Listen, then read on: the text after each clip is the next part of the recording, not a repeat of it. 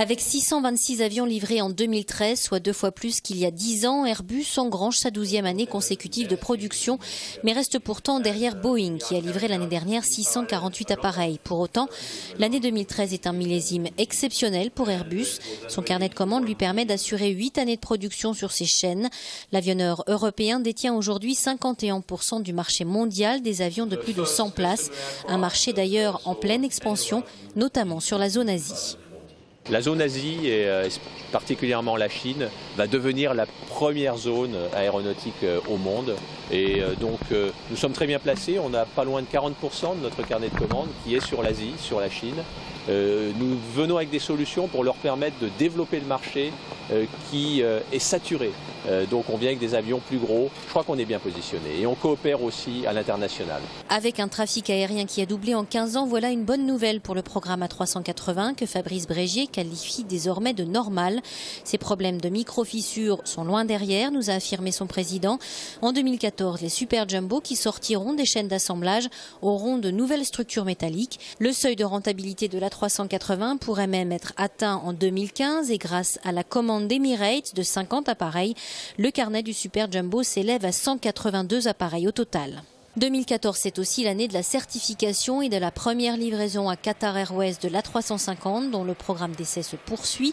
Plus de 200 vols d'essai à ce jour et 239 commandes en 2013. L'A320 Neo doit quant à lui effectuer son premier vol cette année. Airbus, qui produit aujourd'hui 42 A320 par mois, envisage même d'augmenter sa cadence de production. Enfin, contrairement aux annonces de suppression de postes chez EADS en fin d'année, pas de crainte sur l'emploi chez Airbus. L'avionneur européen a recruté 3000 personnes l'année dernière et prévoit cette année l'embauche de 1500 collaborateurs, dont 500 pour les activités défense et spatiale du groupe. Objectif en 2014, des rythmes d'innovation plus rapides que par le passé et moins coûteux.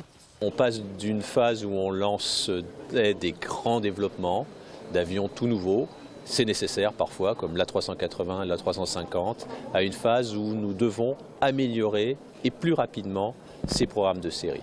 Nous l'avons parfaitement réalisé avec l'A320, où nous remotorisons l'appareil, nous l'appelons 320 Neo, nous économisons 15% de carburant pour les compagnies aériennes et nous en avons vendu 2600 en 3 ans. Eh bien, il faut faire la même chose et essayer de développer ces innovations incrémentales. La recherche et le développement devraient donc, malgré les craintes, rester relativement élevés au cours des prochaines années, même si la voilure devrait être quand même réduite, une question de pure logique industrielle. Une fois qu'on a développé la 380, la 350, il y a encore beaucoup de choses à faire. Eh bien, il faut non pas redévelopper de nouveaux avions de A à Z, mais en tirer le meilleur parti, la meilleure valeur. Donc on continuera d'injecter de l'innovation dans nos produits, mais à un rythme un tout petit peu moins soutenu.